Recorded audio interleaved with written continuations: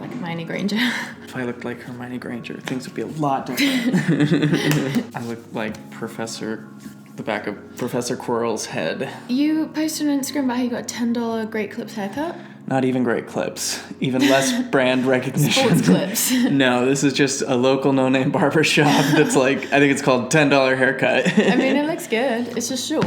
Well, it's taken a lot of effort to, sometimes, well, I went in and I was, told them what I wanted, and then they're like, all right, you're done, and I was like, my hair was like parted all over here, and I was like, I didn't go in like no, this. this is not what I But, that is just learning to submit, to be humble, to accept the will of the universe, and to not be so egoic about the way I look or how much time it takes me to do my hair in the morning due to so many jagged angles. In the very same vein, I think I'm growing out my bangs right now. Oh, nice. So that's a journey I'm on. To what's the final destination? Well, I'm not sure because they'll go through like a longer curtain bangs side thing for a long time. So I guess I'll just see how that feels. Fun. Yep. That's our updates on our hair. Sound off in the comments what you think of Tanner's new cut. I know this is a little late, but Tucker Carlson got fired from Fox News, which was really fun to watch. What was it he got fired for again? I don't know all the details. I don't know that they've come forward with all the details, but I think it's probably in relationship to the lawsuit that they just lost, where Tucker Carlson's show was found guilty of spreading misinformation about the willingly spreading misinformation about the election. Only his show? Not his show, but Fox News, oh, okay. And he was the most viewed program on Fox News and the most outspoken propagator. Who sued them? I'm not sure. I'm like, we should do more of that. Yeah, I mean, now that Alex Jones had to pay $1 billion to the families of the Sandy Hook victims, it's like, yep, you can't just say whatever you want while encouraging people to act violently in reaction to the information that you're putting out there. Tucker Carlson's a weird one. Due to all this, I've seen a lot of more extemporaneous conversations with him where he's just on someone's podcast or something and doesn't have to be like Fox News Inc. or Tucker Carlson. And he talks a little bit more about realizing that the media conglomerate he's a part of is part of the dumbing down of people and how it serves the upper class societal controllers and is not interested in the well-being of the everyday American. And so then you're like, well, you sure didn't mind making millions of dollars doing it. I know, and you sure have quite a big influence to affect change in that area. It's fun. I've had a few conversations with people recently. They're like, well, you're an independent creator or an artist. That's so cool. If I didn't have to work my job as a defense contractor building bombs to drop on Middle Eastern towns, then I would love to do that too. I'd be changing the world. In more relevant and timely news, the Pornhub has restricted access to all Utah citizens. Pornhub banned in Utah. Well, I think, because it said the law says you have to upload your ID, but Pornhub doesn't want to do that for obvious reasons. So they're just like, we're not going to bother with Utah anymore. It's funny how conservative Utah statesmen are all on paper for smaller, limited government, except for when it comes to things that they think are bad, like alcohol. Then it's like, oh, then we have a socialist system and it's not even a socialist system, it's a statist system of alcohol where you have to go through the state dispensary or whatever it's called. And now with porn, it's like, oh, if you want to do this, you have to upload your government ID. And it's like, what the? So a moment of silence for all the Utah dads today who are having to go to other websites. You never know when your last time will be. This is another lesson in impermanence. Theme of this video. 5 seconds for...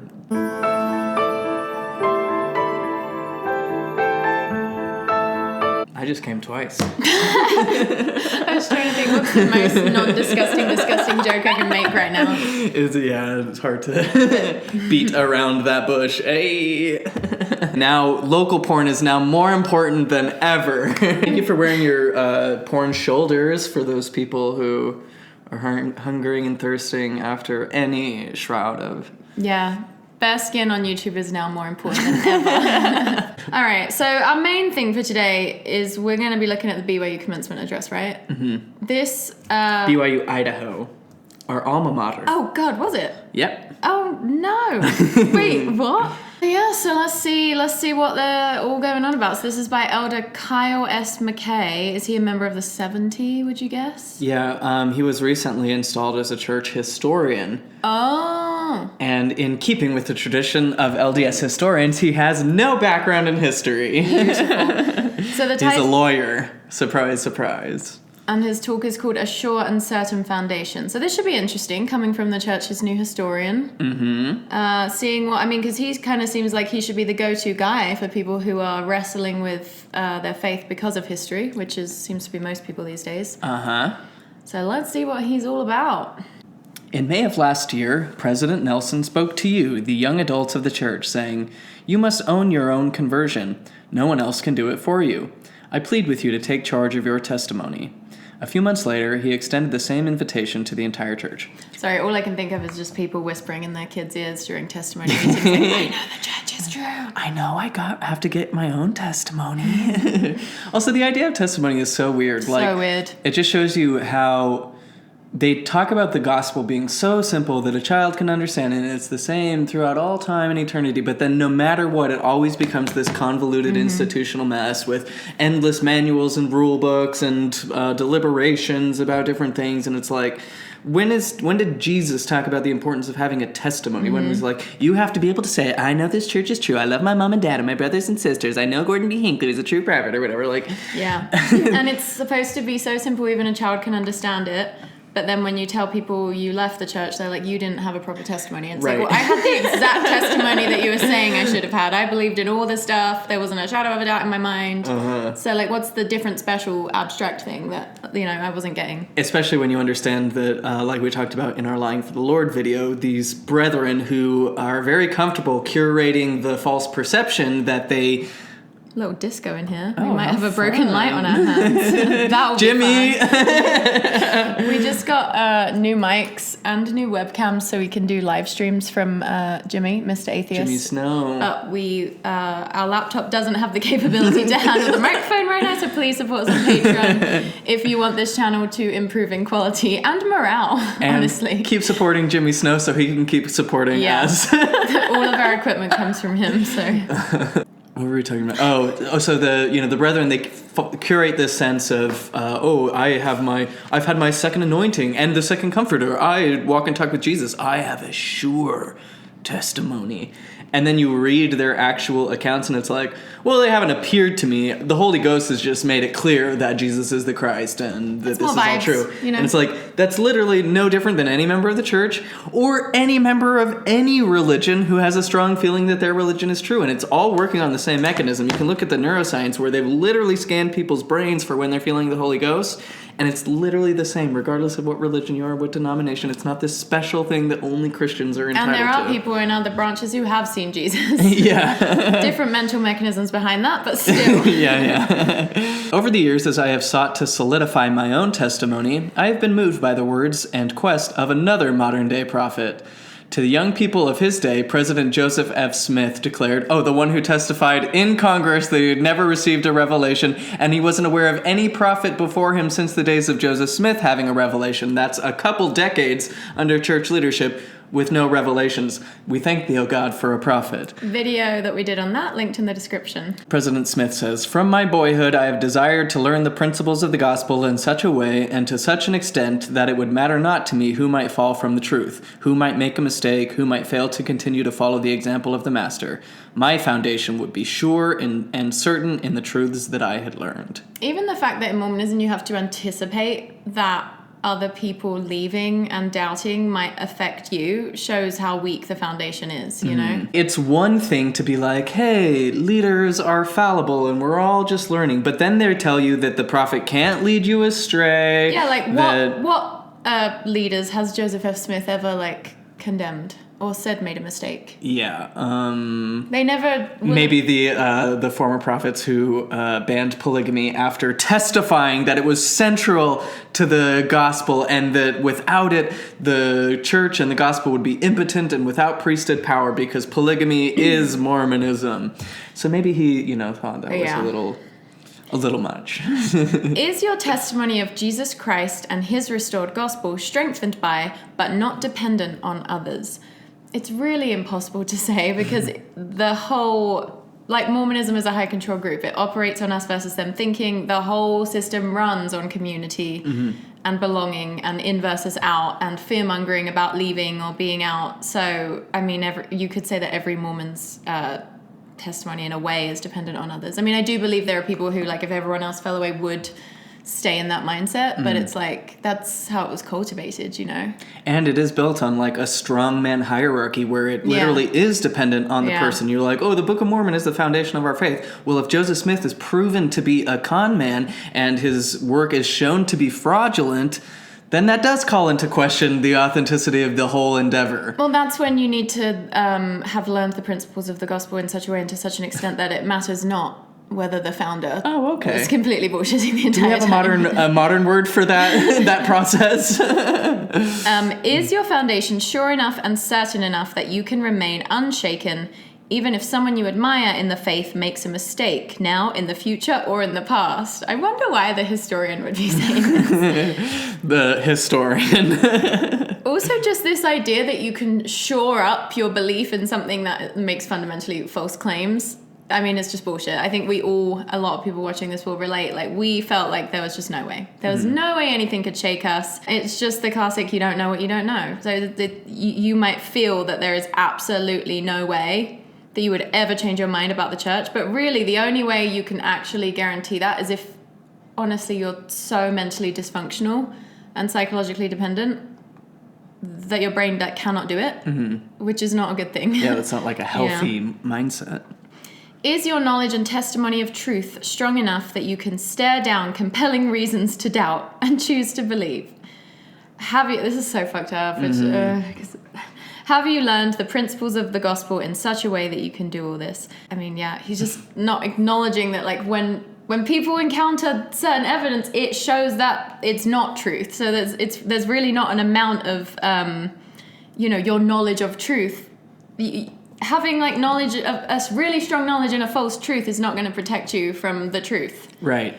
Does that make sense? And this whole thing, as we're going to see in a little bit, is predicated on the idea that you have to just avoid good evidence and good argument as if the truth could be harmed by investigation. That's why I think skepticism and doubt are absolute spiritual strengths because they help us sort through illusions and truth. And if you're just like, no, you shouldn't look to or give heed to all these rational arguments, it's like, what are you scared of? Yeah. The truth will be self-evident. It can't, if someone is making a lie or giving false information or representation of the facts, that'll eventually turn up. And you don't have to be like, well, don't read anything that contradicts my view. It's humble to be skeptical. Not like one of those people that's just skeptical of everything and, just like won't, the types that just will... Like devil's advocate types. Yeah, actually, guys, I don't know. But yeah, it's good to be both open-minded and skeptical, In the spring of 1837, for reasons that seemed legitimate to him, Apostle Parley P. Pratt turned his back on the prophet Joseph Smith and tried to take others with him. What did Joseph Smith do? Send him on a mission and then marry his wife? Did he lie about it publicly? Did he excommunicate him for telling the truth about his experience? I don't know. Are those the reasons? I don't know. In this particular, these are anytime you look into like, this person has a biased opinion against Joseph Smith, and it's like, well, when you read their side of it, it was like literally them telling the truth about something that Joseph Smith did and refused to acknowledge. Reasons that seem legitimate to him. Also, I just called him Kevin, but he's actually Kyle. Same thing. So Apostle Parley P. Pratt, such a tongue twister, turned his back. Parley P. Pratt picked a pair of pickled peppers. picked a prejudice against the prolific prophet of pedophilia. And tried to take others with him, including a young convert from Canada whom Parley had taught and baptized just 1 year earlier. In your mind, I want you to think of someone who has been instrumental in bringing you unto Christ and strengthening your testimony. What if that person reached out to you personally, announced his or her departure from the church, and tried to persuade you to leave? I bet that is an ongoing problem in the church now because it seems pretty common that, especially when you've gone on a mission, you then have, when you realize that the church's truth claims are false, you have to reckon with the fact that you convinced other people to join it. How did you navigate that? Did you, you've had some communication, haven't you, with people you baptize and you've, told your truth? Yeah. But not necessarily unsolicited. Yeah. That's the thing, is I don't feel like most people aren't like going into the DMs to be like, hey, even if they did, they're totally entitled to. It's like, I literally spent 2 years of my life paid to go on a free marketing expedition for this church. Yeah, I think it's super valid to be like, hey, that thing I sold to you, I just want you to know that I don't believe in it anymore. Yeah, I didn't have all the information. And these are the reasons why. Yeah, because it's like, if you were raised in it and didn't have all the information, I think converts equally deserve to know. It's funny how he frames it that way. It's like, they left the church and now they're trying to proselytize in the same way that you are, versus just like sharing information. I've had a few people who told me that when I left, it was very jarring for them because they saw me as like such a stalwart member and all that. Also, so interesting that this is a BYU-Idaho commencement address. This is supposed to be like, generally when you think of commencement addresses, you think of Taylor Swift giving life advice to New York graduates and dropping Easter eggs about her upcoming music videos. I actually don't know if this is a commencement or just a devotional. That means our whole like preamble when we explained what this was is wrong. You've been tricked, deceived. But you're getting to hear from this high up historian guy, and this is sort of what he's choosing to talk about. Like, this is what the church is anticipating is going to be it's not a thing about like service and love and, you know, how you can make the world a better place. It's like, how can you shore up your own brainwashing so that if someone gives you compelling reasons that the things you believe are true are not true, you can keep believing anyway. Yeah, that's like the main theme of all the talks these days. Now, if these people had any hope that they could actually win an argument, they'd be teaching people how to think critically. Because especially a historian. Yes. They'd be like, here's the real shit. Because a critical analysis is the most likely way to turn up truth. Is this the advice you would give people in the Jehovah Witness church? Like, would you just tell them, ignore doubts and don't listen to people who have compelling evidences? Like, if you can't apply that thinking to other groups, then you're revealing your own in-group bias. Like, because it's so celebrated in Mormonism when people leave other high-control religions to join Mormonism. So how would you respond? Many of you have already faced this. Here is how that young Canadian convert responded. I'm surprised to hear you speak so, Brother Parley. Before you left Canada, you bore a strong testimony to Joseph Smith being a prophet of God and to the truth of the work he has inaugurated. And you said you knew these things by revelation and the gift of the Holy Ghost. Now, Brother Parley, it is not man that I am following, but the Lord. The principles you taught me led me to him, and now I have the same testimony that you then rejoiced in. If the work was true 6 months ago, it is true today. If Joseph was then a prophet, he is now a prophet. I mean, that's just bad. Yeah. That's a logical fallacy. If I thought something was true 6 months ago, it must be true now. Okay, if that's how you want to live your life. 6 months ago, before I knew about Newtonian physics. Young Canadian convert, was John Taylor. And his response to notable child bride taker and the one who penned the 1886 revelation saying that I, the Lord, cannot revoke plural marriage, for it is an eternal law. And his response to Parley was instrumental in Parley's quick return to the church. Oh, interesting. I want to know why Parley... We're going to do some digging after this. Yeah, we'll do some digging, but sound off in the comments. John Taylor and Parley P. Pratt were both young adults at the time. Each was faced with what might have been a compelling reason to doubt. Again, never any mention of what the doubt was. Right. I marvel at John's strength to stay, and I marvel at Parley's courage and humility to return. And what's funny is that, like, this is... when you watch any cult documentary and you see the walls cracking for the people in it, it's always this type of thing. And there is that, like, sometimes going back and forth where you kind of peer behind the curtain for a second and you're like, whoa, that is not how that person ought to be behaving. It's totally unaligned with what they're preaching publicly, and they can go back and forth.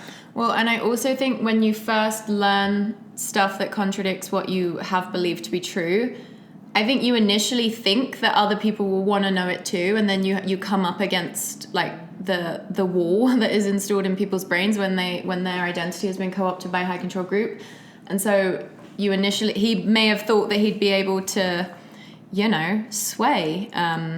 In the beginning, you kind of think like, well, other people will care about this information too, and then you realize like, nope, it's just me on my own, and like you feel like you're taking crazy pills. I can totally look at Nancy from the Nexium documentary, who's like didn't know until the court hearings when she saw all the evidence presented, and then like I'm sure breaking it down with a psychologist who's like, girl, you got had. How long did she go to prison for? It's just 3 years, right? Something I don't know. I can't wait for her to get out. I feel so bad for her. It sucks because when people want to believe something, they turn a blind eye to a lot. Yeah. As you increase your efforts to increase your testimony, whatever that's just such an abstract thing. Increase your testimony. The list of things that you'll be dogmatic about, the things you're saying, like, I refuse to accept new evidence about new information, I'm closed off. That's what a testimony is to me. Again, people think their testimony gives them, like, this sure knowledge, when really you're talking about a feeling. And they're like, no, it's more than a feeling. I'm like, you're using the aperture of feelings and thoughts to deem something as not a thought or a feeling. Like, that's just not possible. And that's just the same as anybody else. Like, everyone believes to their core, has experiences they can't deny that their religion is true. Otherwise everybody would be leaving their religion and flocking to Mormonism. As you increase your efforts to increase your testimony, you are likely to be confronted with reasons to doubt. President Nelson cautioned, "Don't pollute your testimony with false philosophies of unbelieving men and women." I mean, like, if you were to apply that to other times in the church, that would be like saying, under Brigham Young, the idea that, racist ideas are not true, that would be considered a false philosophy of an unbelieving man or woman. Literally, in 1947, the first presidency wrote that letter to Lowry Nelson where they were like, and they blamed it on educators' indoctrination, saying, there was educators in our system who are pushing for interracial marriage. This has always been morally repugnant and anti-doctrinal. And it's like, is it? Today's false philosophies are the things that they will try and convince members in the future that the Holy Ghost would have borne witness to, despite the fact that leaders were being a little bit off. It's so funny how they want their cake and eat it too, to be like, don't believe the false philosophies of people who don't believe. And the things that we're saying may not check out in 20 years. The value of these words doesn't appreciate, like with comic books or vintage cars. Increase your efforts. Please hear me and understand. There will always be some reason or another to doubt the truthfulness of this church and gospel. So true. There always will be. There are arguments and evidence supporting the proposition that there is no God, that Jesus was just a good philosopher teacher, that Joseph Smith was simply a charismatic storyteller, and that this church and gospel are not true. Absolutely nailed it, President Nelson. Or was that Kyle? I think that was Kyle. This evidence, these arguments are on some level appealing and believable, for there are many who believe them. No, I think they're appealing and believable because they are believable, because the evidence supports based them. on evidence, using sound reasoning, something that is far more compelling than stories that don't line up. This whole thing about the church being true, even that is such like a weird paradigm to be in, that is ultimately setting people up for failure. Because what do you mean when you're saying a corporation is true? Does that mean it exists? Does that mean everything it says is actually fact? And a quick cursory glance at the history of the church reveals that is not the case. So you can't. So like, if you're holding up the standard of like, ooh, the church is true and everything we do is true, and anyone who criticizes it is just a liar, or has good evidence but is trying to throw off your salvation, it's like you're setting people up for failure by holding this paradigm and expectation that can't be validated. Yeah, and also the fact that people come to believe those things that you just belittled, despite the fact that their entire community doesn't believe that, that should kind of speak to the strength of those arguments. The existence of such evidence and arguments should neither surprise nor shake you. I invite you to read again 2 Nephi chapter 2. It must needs be that there is an opposition in all things. Why? Because the Lord gave unto man that he should act for himself. Opposition in all things does not mean that, like, there is no logical way to make Mormonism's truth claims true. Like, there just is no good, like, apologetic response to the criticisms of the church. There just isn't. Like, you have to, like, piece things together that contradict each other. That, like, when you look at Fair Mormon, it's like, which is, I think sites like Fair Mormon or these apologists are sort of like the best arguments that are out there. Although everyone thinks that their specific thing is like the best flavor and everyone else is doing it wrong. But it's like they don't even fit together. Right. On one hand, they'll use a limited translation model, for instance, with the Book of Mormon, where it's like, they take quotations from the people who had firsthand witness of Joseph Smith doing the translation process, and they say, he looked in the hat, he saw words come up like a parchment, and he just read the words as they were written. And sometimes when it's convenient, that's how they describe the translation. When it's inconvenient, they're like, oh, he was just projecting things out of his own mind and integrating his own stories and history when it's convenient. And same thing with like the Book of Mormon model, like, it's when there's a piece of evidence that we think connects to, ancient American archaeology and Book of Mormon stories, then it's like, oh, see, this happened here. Until you find evidence that completely blows that paradigm out of the water, then they'll be like, oh, it was actually took place all over North and South America, or in a tiny little place in North America, and it like never has a cohesive story. And those are just story. Those are two examples of so many things like this. I mean, just the first vision, the fact that you can literally look at the different accounts and be like, oh, isn't it interesting that during the time period where the Book of Mormon and the entire church believed that the Godhead was one being instead of three, that's what the first vision reflected. And then, Joseph's later account is completely different, which was after he changed his mind about the Godhead. And, it's just endless. Like, there's no way to make it fit together. So it's not oppositional things. It's like it's beyond reasonable doubt that these claims cannot be true. Right. Unless God literally wants you to abandon all reason in the name of a feeling that people in all religions what they want people to do. It just doesn't make it. It's like, at least make the feeling different from what other people experience. Like, and it's so different. I would know. So I've only been raised in this. Yeah, opposition in all things is like Newtonian physics. It's like when you exert a force one way, there is an equal and opposite reaction. Mm-hmm. That's just physics. If you're saying there has to be as much evidence for my paradigm there has to be as much evidence against my paradigm as there is for it, then God literally could not be angry at anybody for not choosing, right? And there's way more evidence against it. If it's an equal opposition, then you look at two things and you're like, okay, on the one hand, there's this paradigm, which doesn't add up, but, allegedly there are just as good arguments against it as there are for it, according to them. Then it's like, who's God going to blame when you look at both of them and you're like, well, okay, that one seems flawed and there's just as much evidence for this one and I can see this one leading all to these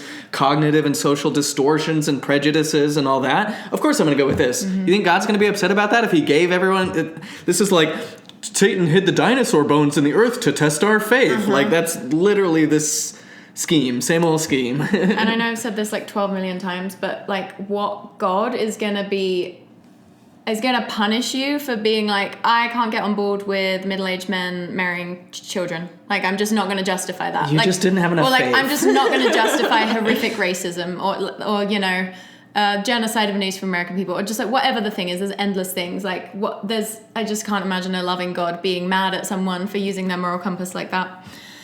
In short, agency, that is our ability, our responsibility to choose for ourselves, is essential in all things, including and beginning with belief. In order to preserve our agency in the matter of belief... Oh, this is going to be good. This is so In order to preserve our agency in the matter of belief, there must be opposites from which to choose, reasons to believe and reasons to doubt. God does not give us doubts, nor is he the author of error. What are you talking about? If you have a false paradigm, you believe things that just aren't true, of course God is going to give you doubt about things. Didn't Joseph Smith have doubt? Isn't that the whole thing that led him on his whole quest? Yeah, and like... God does not give us doubts, nor is he the author of error. Then it's like, why... Then why do we have all these errors? Yeah, why did he give so many prophecies that didn't pan out? Why did he tell Joseph Smith to do a bunch of stuff that Joseph didn't do? Why was the original Book of Mormon have a completely incorrect view of the Godhead? And why was that taught in God's restored church for like 20 years when like the whole point was to like bring the truth back? And it's like, you can't even get the nature of the Godhead correct, which is supposed to be like one of the main things. And that's not even taking into account Adam God, which came later, saying that Adam is the God, the Father, the only God with whom we have to do, that was canonized in the Mormon temple experience. And also, God doesn't give us doubts, but it's like he's explained that we shouldn't have coffee and tea more than he's explained why behind child brides. And also...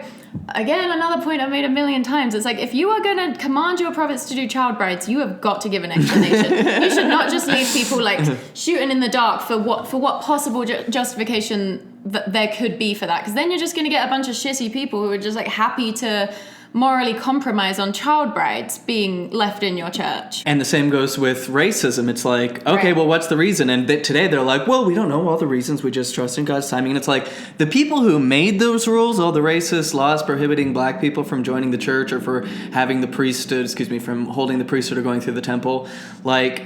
They gave reasons for that. They said, oh, you can't have one drop of African blood because that's the cursed seed of Cain. And it's like, now through modern science, we've realized that that humanity started in Africa. We're literally all descendants of Africans.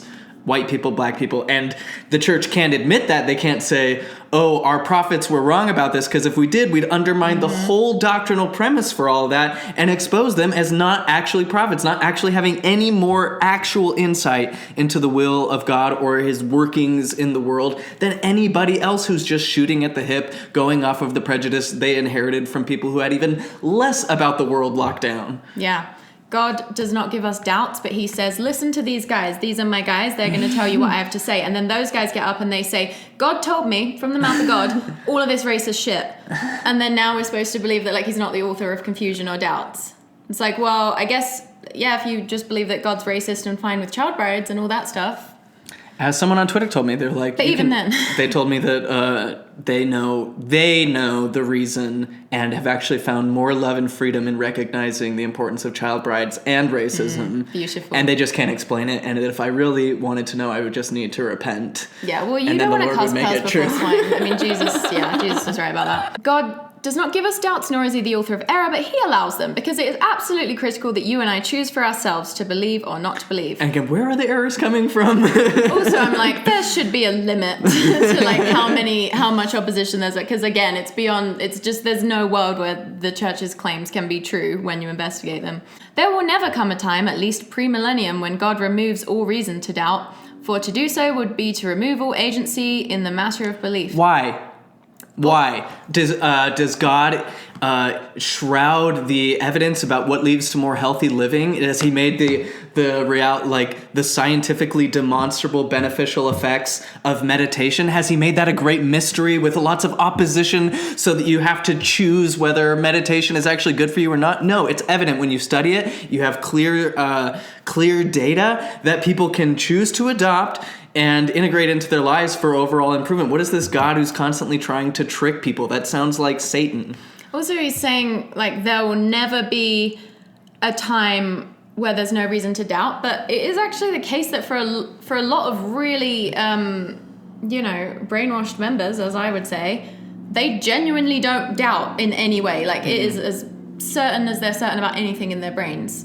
And so, like, what's that all about then? If there's opposition in all things, why aren't they sometimes experiencing doubt? Why was I able to literally not doubt for 5 years? Like, genuinely, not a doubt in my mind, not a shred of doubt.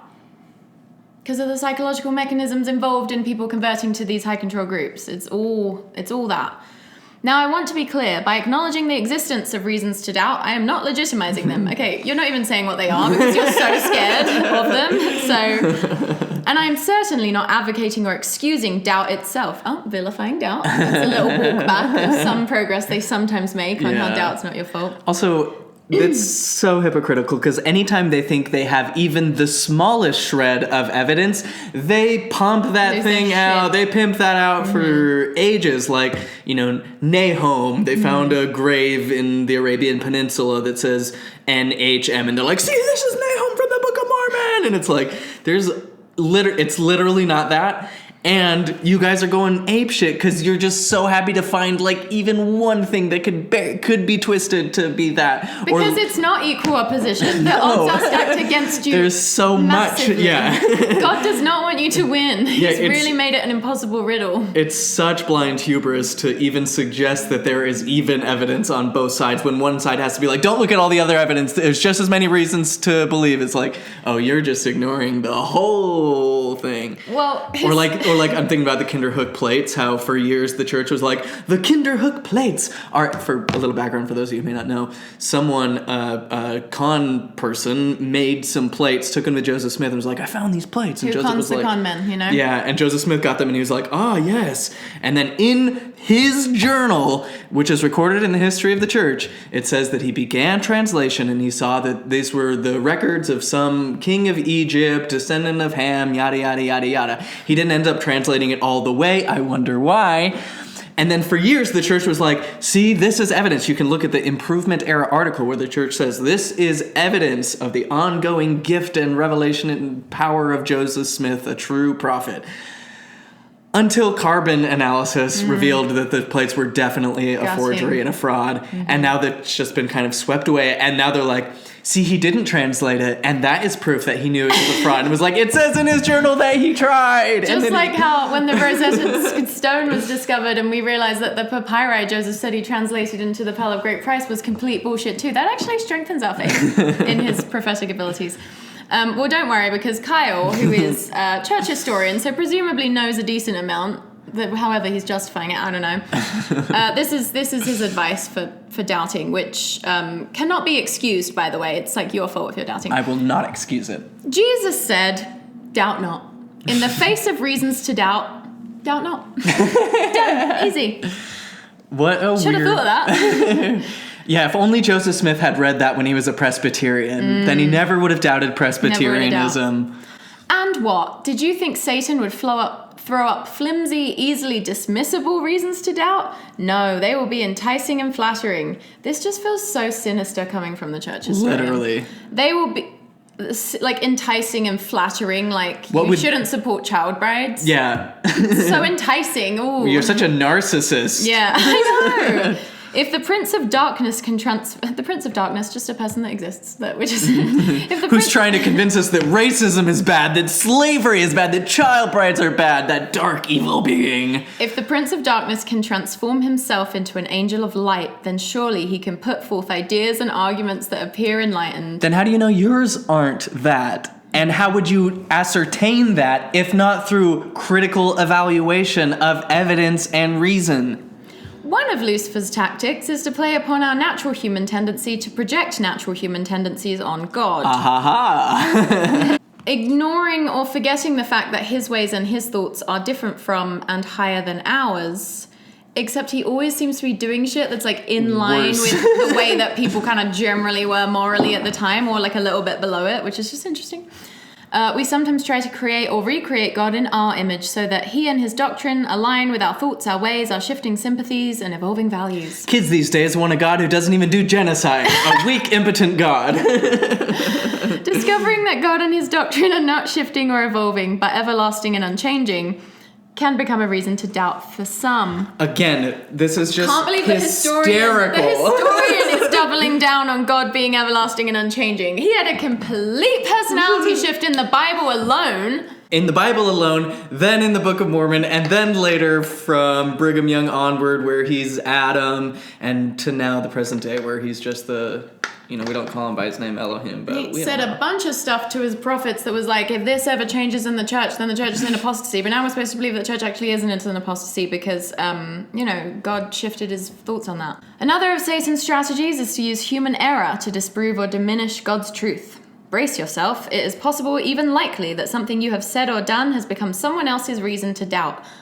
I really doubt that. I really fucking doubt. You wish that people were flimsy enough that like, oh, my friend had a beer. I'm going to doubt my testimony. Well, you need to doubt your doubts. By the way, I just found a quote from George Buchanan, who rejected the vain and delusive hope that the church would renounce polygamy, a doctrine, quote, so intimately interwoven with the exaltation of man that it cannot be given up without giving up all hope of immortal glory.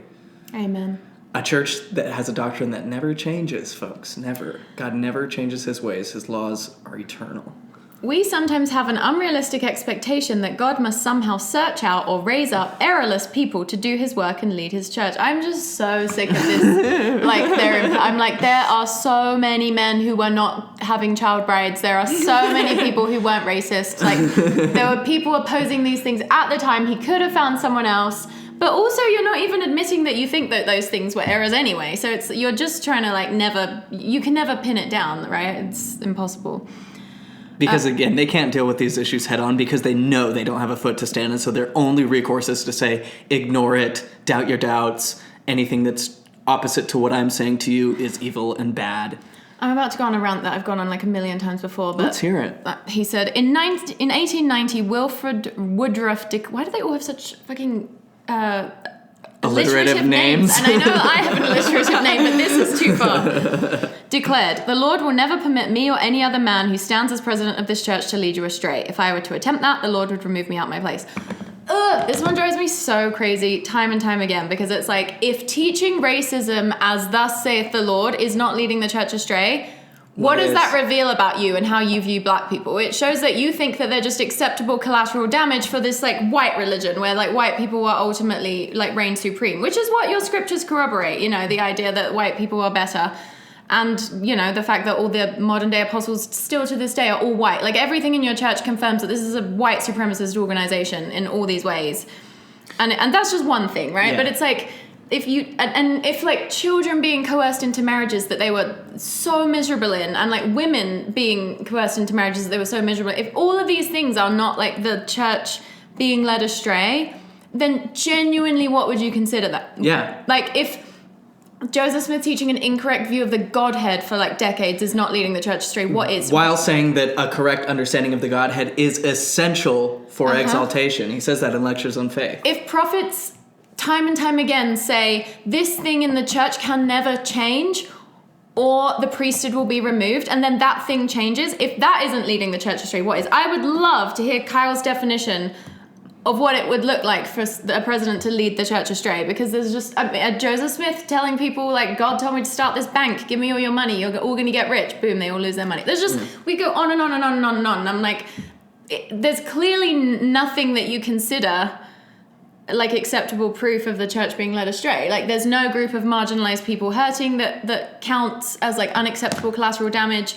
There's nothing in terms of morality that you're willing to like propagating falsehoods that would undermine salvation as taught by other prophets. It's like we've got it all: child abuse, racism, like straight up lying, financial fraud. Like every base is covered from my perspective of like what that would look like.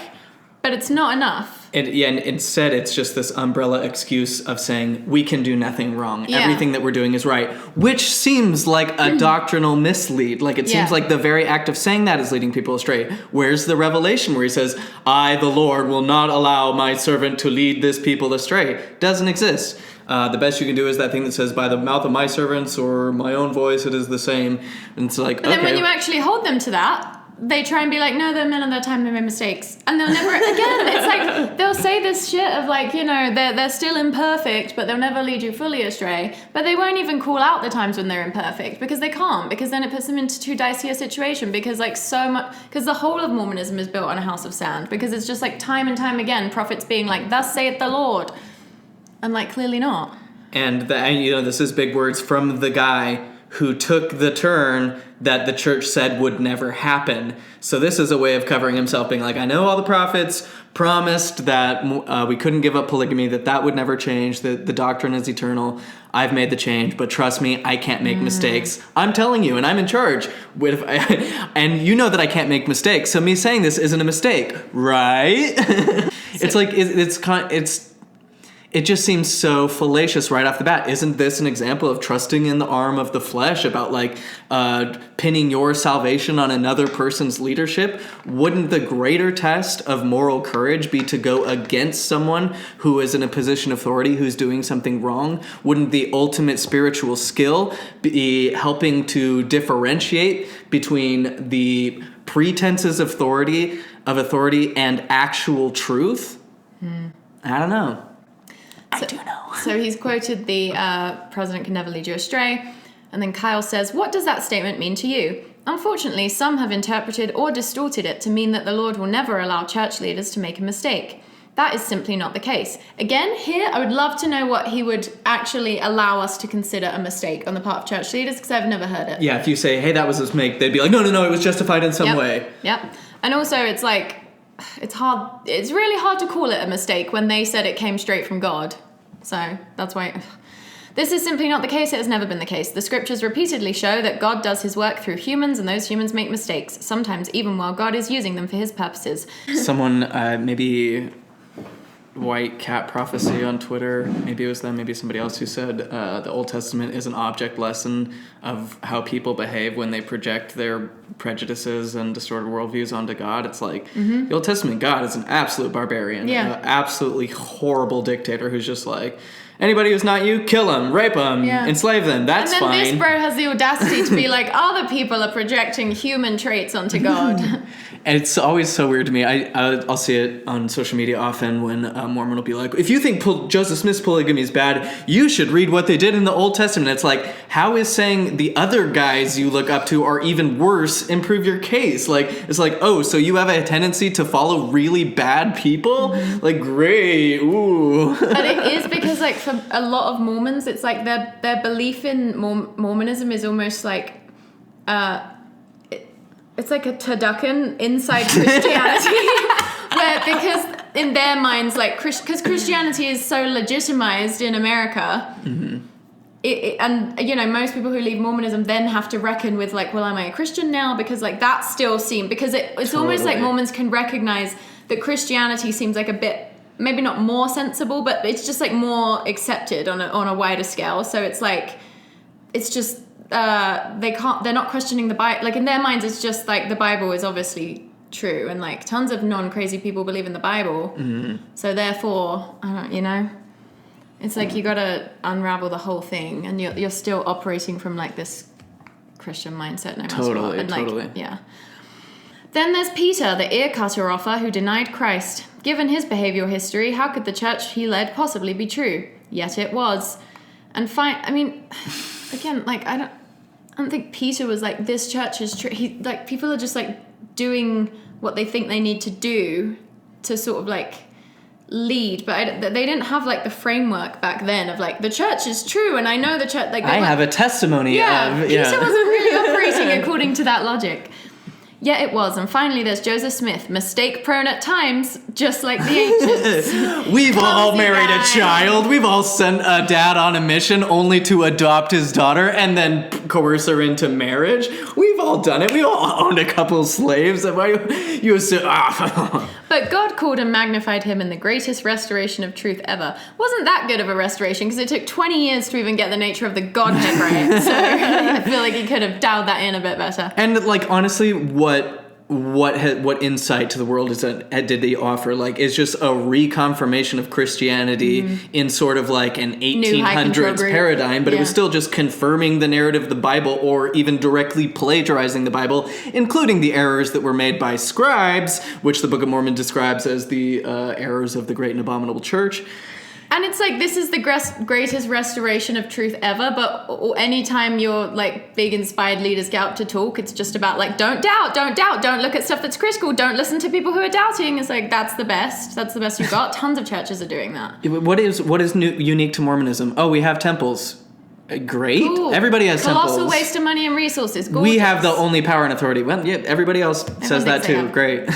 And like, greatest restoration of truth. What, like Newtonian physics again? What about that? That would seem like a much better download of information about the way that the world operates, or medicine, or any of these like things that have actually improved human life, versus creating such a cloud of contradiction that you're constantly wandering around with your eyes half closed, trying to avoid anything that could contradict this prison of contradictions you've been locked in. All the truth seems to be is like, you got to be in this group, you got to be in our group. It's just a classic cult. It's just like, that's the big reveal of truth, is like, be in our thing and stick to our rules and follow our guys. Woohoo, that helped so much. Thank you. And what about you? If the truthfulness of this church, or the truthfulness of, or your beliefs were judged by your errors, would anyone ever believe what you believe? I don't start like doubting gravity because someone who also believes in gravity, starts fucking up. Or like things that are true. Like I think, I don't know. Just like, what?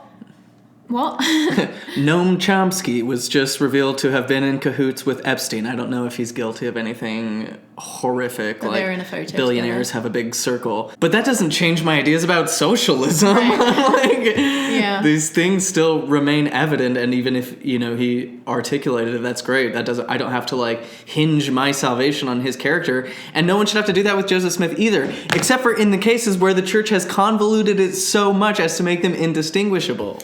Yeah, the reason why all of this argument is such bullshit is because, with let's say Noam Chomsky, or political leaders, for example, they can advance ideas, and it's like it's the ideas themselves that are being put forth, and we're glad that they're being put forth, and the messenger is kind of somewhat irrelevant. Like, if we find out that Bernie Sanders is a predator, it's like, fuck, that sucks.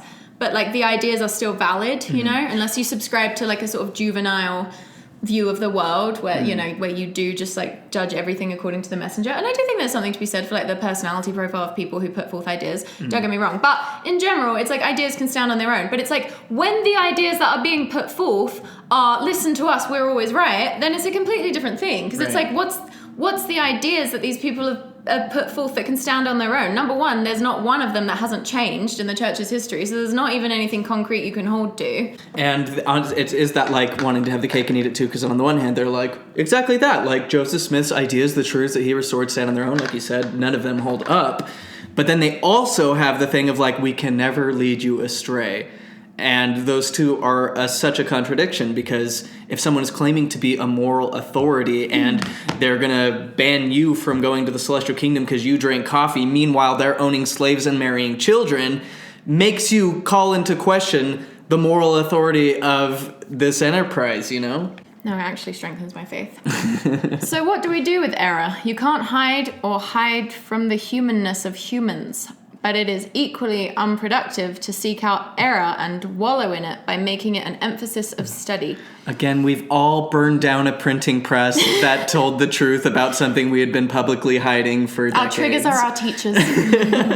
Also, Joseph Smith, super removed from his fucking position by getting killed. I know. For his polygamy being exposed. Right. It's like if I were to try to lead the church astray, the Lord would remove me from my place. And it's like, what would that look like? Would it look like getting sent to jail and getting shot up by an angry mob? Because or people something found else? out the truth about what you were doing. Also, I mean, he's just subtly perpetuating this idea that people seek out error and wallow it by making it an emphasis of study. It's like people make it an emphasis of study because they're like, holy shit, like this is a glaring problem that I need to figure out.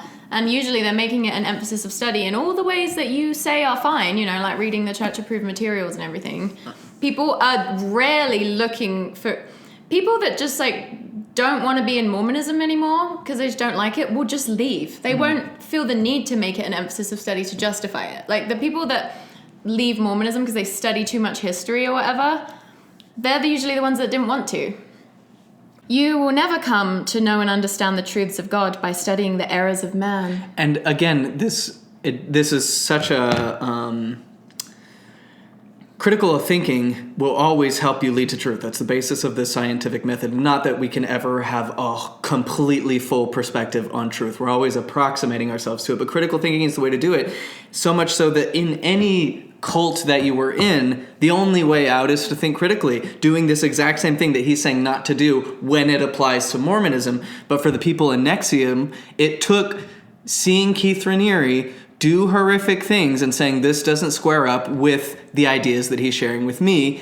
He's probably not a moral authority. And same for Jim Jones or whatever cult leaders out there. It's the same process for everyone. And that's why we have a lot of people who aren't from Mormon backgrounds, who are from evangelical Christian or Catholic or ex-Muslim or whatever, is because we've all gone through this same thing. But the Mormon paradigm and the Jehovah Witness paradigm and the Muslim paradigm is, don't pay attention to anything outside. We're the ones. We have the authority. This is the right way. Don't listen. It's also just so disingenuous to say that people are unlearning truth by studying the errors of man, because it's like, no, we're looking at these men who God has said are his prophets and who are telling us they're speaking from God's mouth himself and telling us his will. We're looking at that. You gotta be able to pin that on God at some point when the prophets are getting up and saying, I'll never lead you astray. This came straight from God. Insert fucked up teaching here that the church has now disavowed, but won't actually say that prophet was wrong for teaching. They'll never say what the errors of man even are. They won't even have any accountability for that. They just want to keep it so vague that you just can't pin anything down. Nor has God appointed you, me, or anyone to be an ongoing arbiter of error in his leaders. Okay, so just don't ever question authority. Cool. This authority. I would say anyone in a leadership position, it's good to have a degree of skepticism. Yes. Even if you're on their side, you still just don't want to be, like I really like Bernie Sanders, but I'm like, it's not good for me to start thinking of him as some like amazing, perfect, Right. Don't put anyone on a pedestal. And this applies down through the local level, right? Because Mormon has this weird fucked up relationship with hierarchies where it's like, well, the prophet gets direct revelation from Jesus, and then the apostles get it from him, and then the 70s get it from him, and the BYU administrators get it from them, and then my bishop gets it. It's like following the chain of command, and God doesn't make mistakes, and the leaders have discernment, and no calling is given incorrectly. Well, then you turn on the news or go through the weekly reports, and you see every week some new bishop is caught molesting a person during worthiness interviews, or a sexual predator was allowed to abuse multiple children while holding positions of authority. And it's like, you have been conditioned to believe that the Lord doesn't make mistakes, that callings are inspired, that leaders can possess discernment and they can tell.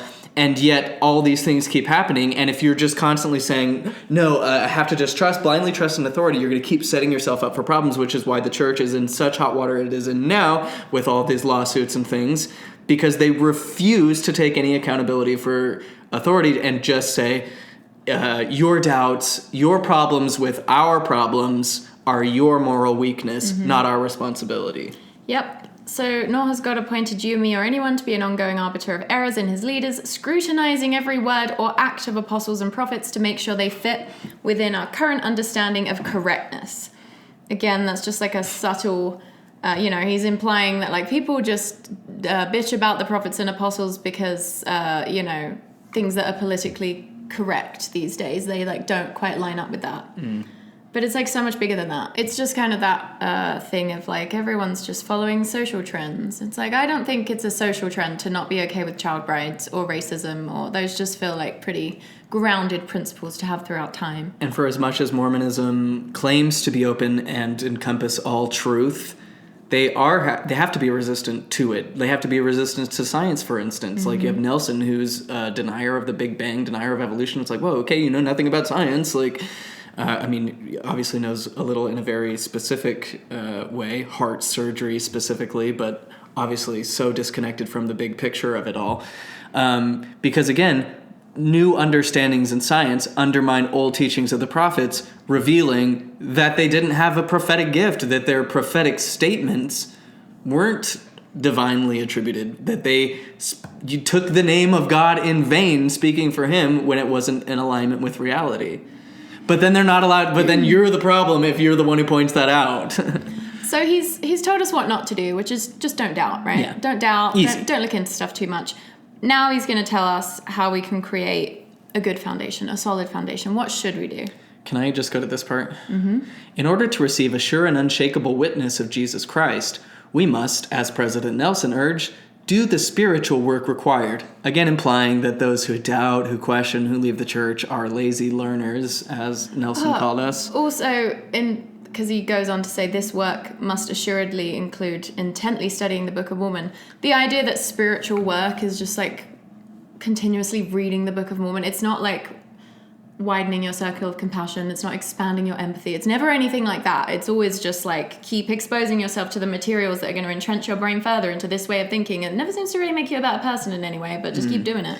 Days before my shelf finally collapsed, I was like, maybe I just need to read the Book of Mormon one more time, after dozens of readings. We've all been there. And then I get to the story of Nephi killing Laban. I'm like, whoa, dude shows up to a defenseless drunk and the spirit tells him to kill him? Which he didn't need to do. That didn't need to happen. Like, he's already passed out. God could kill him. Like, why does Nephi have to, like, prove his obedience by killing somebody? That's not the God of love. Like, this is absurd. To steal his property, he doesn't need the plates. Joseph Smith showed that you can just look at a rock and a hat and say whatever you want. You don't even need the plates to translate. So what is all of this is totally unnecessary. Restudying the Book of Mormon more intently doesn't always produce that outcome, Kyle. But that's because there's something off with you. There was ugliness in your heart. Yes, I didn't do it. It was Lucifer.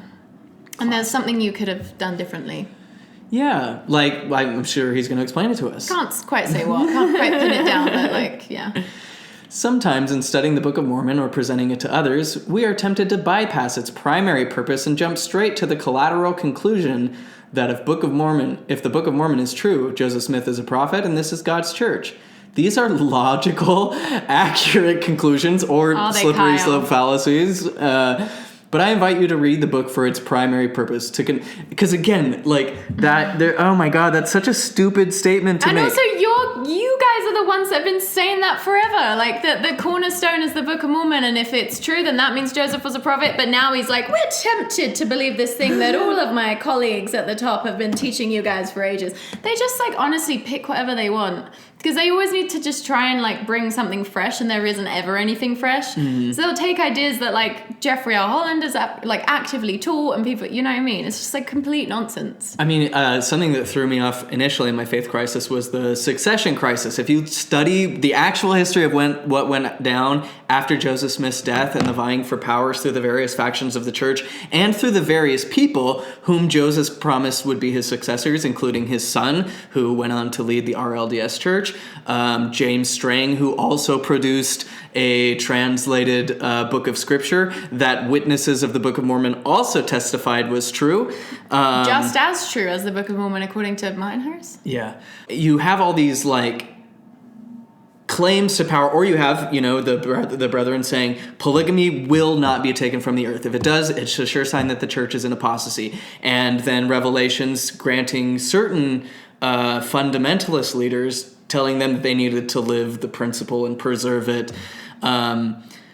So even saying like, oh, the Book of Mormon is true, therefore the church as it is today is true. It's like, why isn't Warren Jeffs the true prophet if the Book of Mormon is true, since he is living a version of Mormonism that is more closely related to the initial structure and philosophy and theological teachings of Mormonism. Like, to say that it's just this cut and dry, oh, this is this, and therefore this, is totally fallacious. Well, in his defense, he is saying that the book's primary purpose is to convince the people of this earth that Jesus is the Christ. I thought it was to teach us about wars and coins. I promise that as you do this with an honest, open heart, there it is. So if you get any answer contrary to that, your heart isn't honest or open. How are you supposed to make it more honest, more open? No strategies for that. Though there are, like in other religions like Buddhism, heart-opening strategies that you can do. Not here. You will have an experience with Jesus that you have never had before. It will be sweet, convincing, and lasting, and you will become converted unto the Lord with a naturally occurring desire to unite with his church. Okay, I did that dozens of times with real earnest intent. I'm talking about like being like a 12-year-old and hiking to the top of a mountain and being like, I'm going to pray till I get an answer, and staying there for like hours and hours and hours and hours, multiple times. Or, I'm going to do the Enos thing. I'm going to pray all night, read the Book of Mormon, commit passages to memories. And when you didn't get those answers, you still stayed so faithful for so long. It's not even like you even let that deter you. So I'm like, what could possibly be a clearer sign of having an honest heart? Like, you even didn't let not getting an answer deter you. Yeah, and he promises that it will happen. It didn't happen. So then the best thing, the step back, is to say, well, it's because you already knew it was true. And it's like, but you said that this would happen and it didn't. And just to say you already knew it's true, what is that about? That's not a testimony. That's not a witness. When you ask God, the eternal Father, if these things are true, in the Book of Mormon it says, if they're not true, just a little slight discrepancy. If Jesus is the Christ, if this is his gospel, it is essential that you ask in faith. How are you supposed to get that faith? You have to believe beforehand. If you weren't raised in the church, how are you supposed to have that faith? Let's say the most you could do is like be willing to entertain the possibility, right? Yeah. It's literally confirmation bias to say, I'm going to set out already believing something is true, and then I'm going to look for evidence that I can shoehorn into that presupposed conclusion. That's not intellectual humility. That's not honesty. Asking, and for that matter, reading from a position of doubt or skepticism will not summon a response from heaven. Then Why? Heaven has a really fucked up relationship with truth.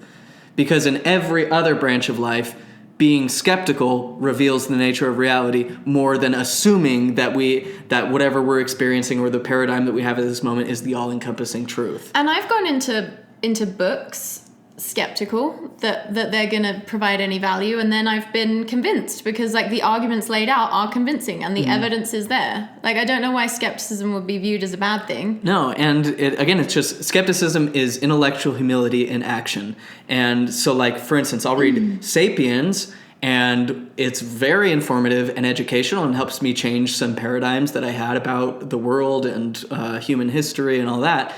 But then I don't even have to be like, this is the gospel, and anything that detracts from what Sapiens is saying is true, because there are counter-arguments to Sapiens and different paradigms and, other information that can enhance my view and in contrast with what's presented in that book. So even in the things that are beneficial to me, I don't have this I've found absolute truth and now I know with a sure witness that I never have to question anything again. It's like the process of learning is ongoing, and skepticism and critical thinking are an essential part of that process. We can't learn without skepticism. This next bit is such messed up doublespeak, because he's just said, I promise you, if you ask, you will have an experience with Jesus that you've never had before, which will convert you to his church. And that's like the whole MO, right? It's like you ask God to bear witness and he will. But then he says, prove it to me prayers are seldom answered. And if they are, it is usually to the condemnation, even destruction of the one demanding proof.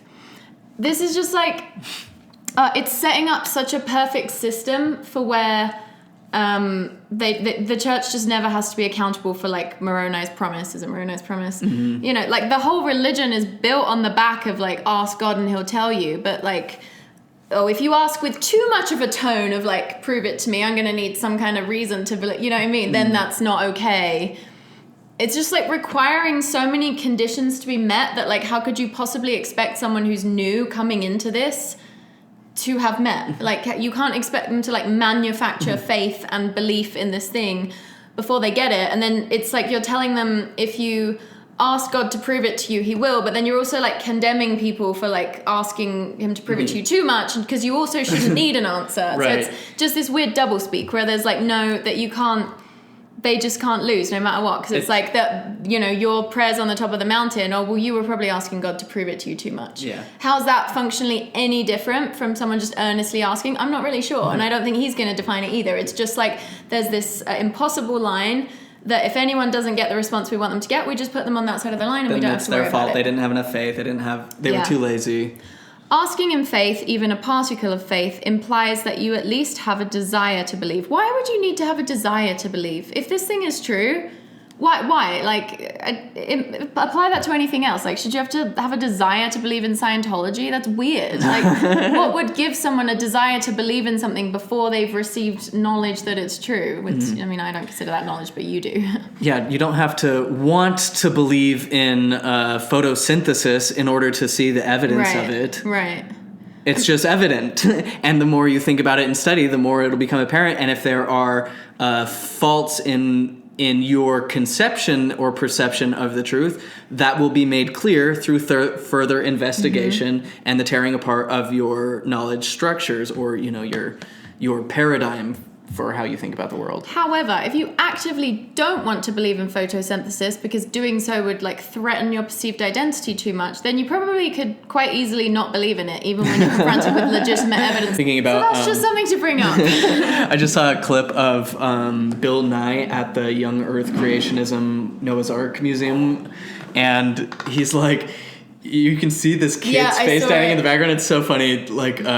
Bill's what are you talking about? We have trees that we can look at the tree rings and find more tree rings than you say there are years of this earth. And it's well, you just have to want to believe it. It's how is that going to be helpful in any situation, in any other context? How is that helpful in learning truth? It's not. It's literally only people who are trying to exercise control and to limit what people are able to perceive and understand. Asking in faith also means that you believe God will answer your prayers and give you the knowledge you desire. It's literally arrive at the conclusion before you've even asked, which then makes the asking completely useless and unnecessary. So it's just a completely made up bullshit thing. Yeah, if you already believe it, you don't need to ask and you don't need to get an answer.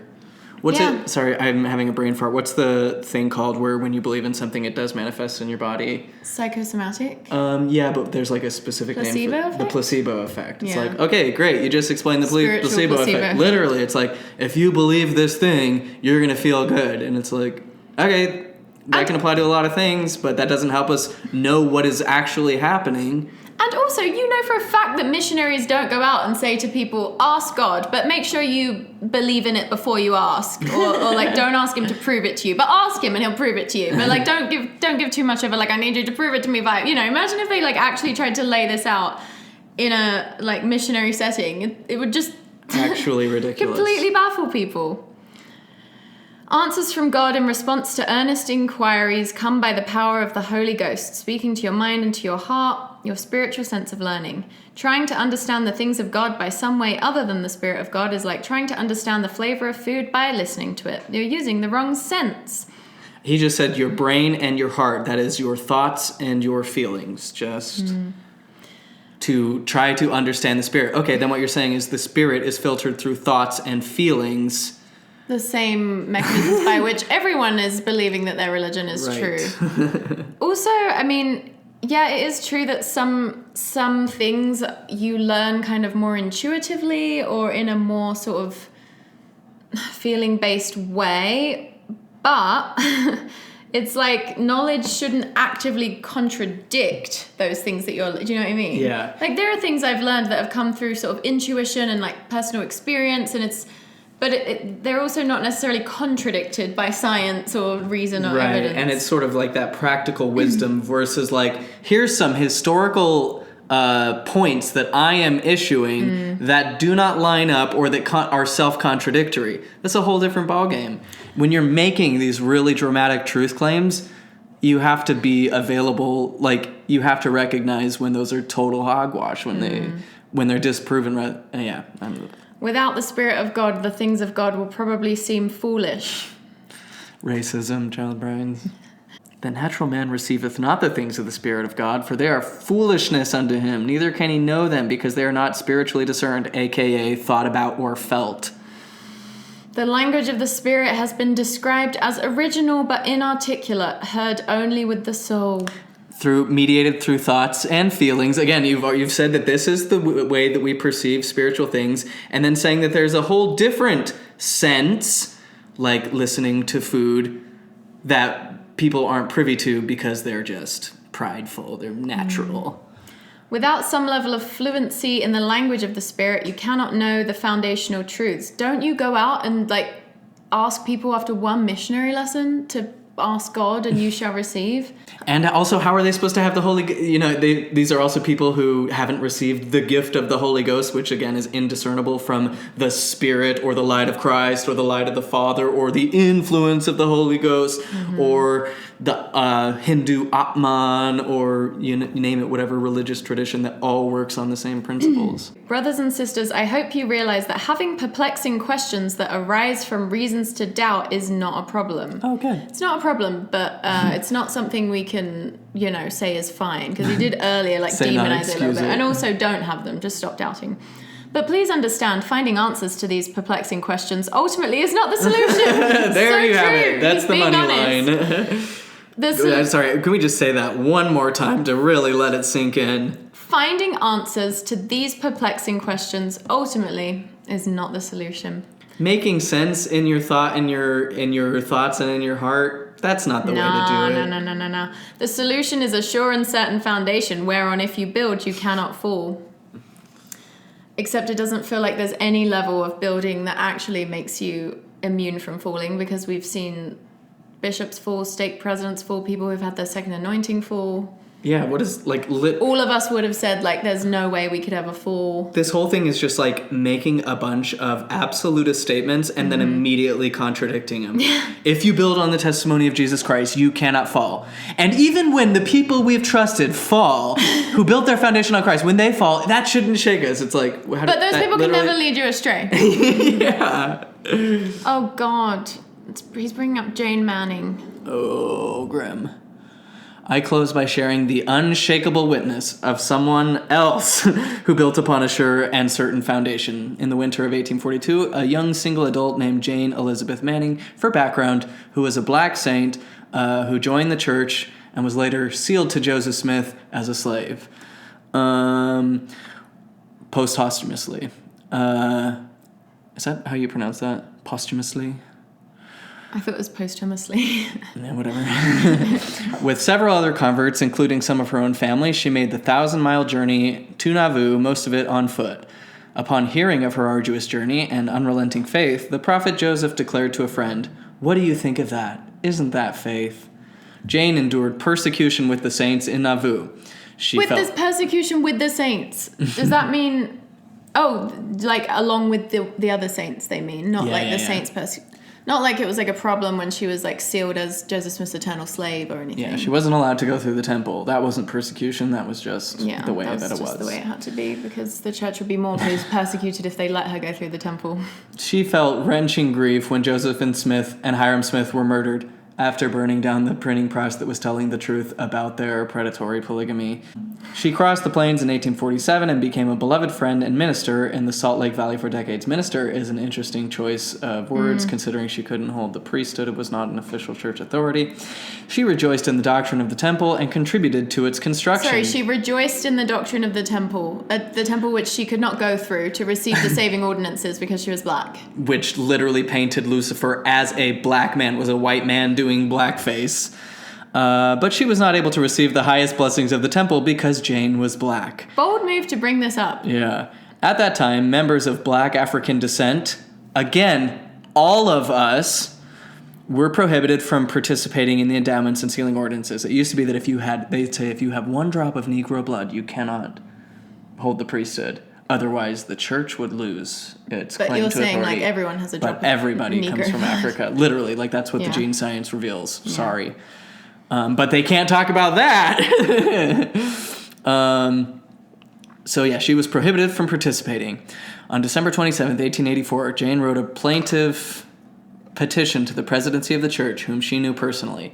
Acknowledging her race and the church's policy then in place, she pleaded to be allowed to receive the blessings of the endowment and sealing. God promised Abraham that in his seed all nations of the earth should be blessed, and as this is the fullness of the dispensations, is there no blessing for me? Her request was not granted, probably for very good reasons we're not privy to, other than the ones that the prophets put forward that are no longer... As the reasons that came from the mouth of God. The church president to whom she petitioned was John Taylor.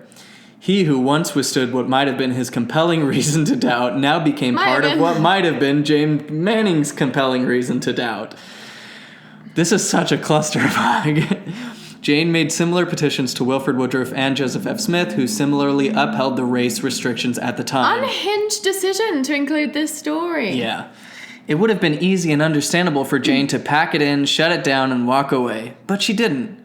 Why? Because her foundation was sure and certain that she had, in the truths that she had learned. No, we need a psychologist to answer that why, because why was she so determined to be part of this high control group? You tell me. Turns out a lot of people will self-sacrifice in favor of a community that they identify with. I mean, it's like how, like, a lot of gay people will be extremely homophobic. It's just we know that marginalized groups will hate themselves and be like complicit in their own oppression in various ways. The wife who was perpetually abused by her husband was so strong for staying with him. She could have doubted her husband's authority, but instead she stayed and got beat every day as a testament to her faithfulness. The strength of their relationship. Okay. Near the end of her life, Jane identified by name Brigham Young, John Taylor, Wilfred Woodruff, Lorenzo Snow, and Joseph F. Smith, not as men who upheld the church's race restrictions, but as many married children.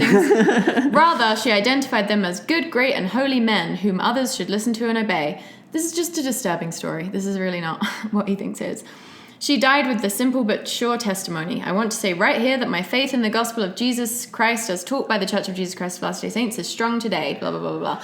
And here's the thing about this is, like, we all want to believe that our suffering has meaning. She's converted to this thing. She's traveled 1,000 miles on foot to Nauvoo, was it? To Utah. You can't just, like, go back after that. Like, she's in this thing, you know? She doesn't have the resources or ability to just, like, go back to some other life. She probably didn't have another life to go back to. So, of course, she's going to double down into this bullshit. There were literal slaves who refused to, like, follow Harriet Tubman to freedom because they were afraid, they, you know, liked the master or whatever. Yeah. They were used to their situation and couldn't conceptualize of a life without it and didn't dare, for the fear that had been instilled in them by people using the Bible, for instance, to ever go against. It was like indoctrinated that, like, God has ordained slavery and to revolt against that is to go against God. And a lot of them were like, well, then I'm not going to do that. That's a real problem. You can read about it. There are Jehovah's Witnesses that will die or let their children die because they're so certain that it would be wrong for them to get a blood transfusion or whatever. Like, there's people in all kinds of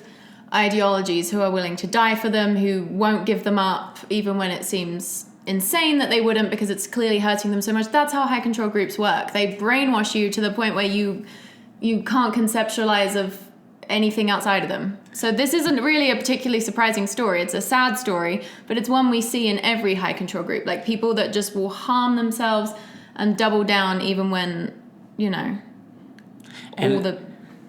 this is just such an absurd... This is like a genuine example of tokenization. Mm-hmm. And in such an absurd way. And remember, again, she was eventually, after her death, able to go through this. Slave. Because Brigham Young and the others taught that black people could only go to the celestial kingdom as servants and slaves. So was that an error? Or was that the church not being led astray and that was actually fine? Like, which one is it? He would certainly never say. And then it just goes on to say that he really admires her faith and he wants to bear the same testimony that Jesus is real, and you gotta follow our guys.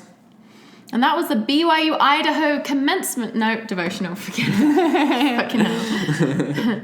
Yeah, BYU-Idaho is not particularly known for its rigorous academic credentials. No, from what I remember of BYU-Idaho devotionals, they were mostly just smash hits like, have children before you're financially ready. Yeah. Oof. Very grim. It's hard that the lesson wasn't evaluate all the evidence because truth will always win out, right? Like if someone has a compelling case for why gravity isn't real, I'll look into it. And if something adds up better, then I'll be able to integrate all. And if there are truths from my past paradigm that I can integrate into a new paradigm, for instance, with Newtonian physics, it totally destroyed the former paradigms that were going on, all these pre-Enlightenment ideas about the world. And Newtonian physics came along and was like, bah, that's not real. This is how the world works, as a sequence of events that are all connected in a web of causality.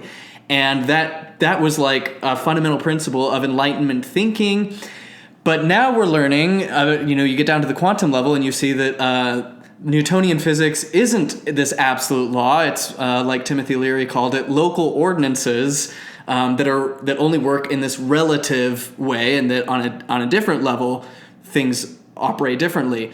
And at either point you could have said, no, I refuse to adapt to this new information. No, my paradigm is right. I have the truth. These guys who are prophets said that the earth was created in 6 days, and that's just what I'm going to believe. You could have done that. You could say, oh, Newtonian physics is the only way, the truth, the light, and there's no such thing as quantum. Or you can say, I'm going to just be skeptical about all of it. I'm going to keep learning, and if there are truths of Newtonian physics, then they will hold out in my investigation in quantum physics. There's a way that contradictions, if they are based in truth, can be a resolving paradox rather than this cloud of contradiction that the only way to live through is to ignore and condemn opposing viewpoints. Tanner is not getting paid enough for how smart he is, so if you want to support the channel and help us keep doing these kinds of debunkings, which sometimes feel like, there's a lot of repetition that has to happen. There's a lot of points that these guys are making time and time again, but I feel like they need to be taken down time and time again. So if you want to support us in continuing to do that, we have Patreon, we have Venmo, we have PayPal, everything's linked in the description box, and we're funded by you, so that's how we're able to do this. Yeah, we don't even have to threaten you to be destroyed at the last day. You can just do it because you want to, or not, whatever. We love you. Thank you so much for the support. Thanks for watching. Oh, we're reading Stephanie now. Yeah! Head on over to Patreon. This is a fun series. Yeah, we're reading the story of Stephanie. She's a drug-addicted Mormon teen, now a drug dealer. And it's just very fun hearing what a Mormon dad in the 80s thinks would drive a Mormon teenager to drug addiction. He really doesn't understand teenage girls. The same thing that would drive someone to doubt, which is just... Lucifer.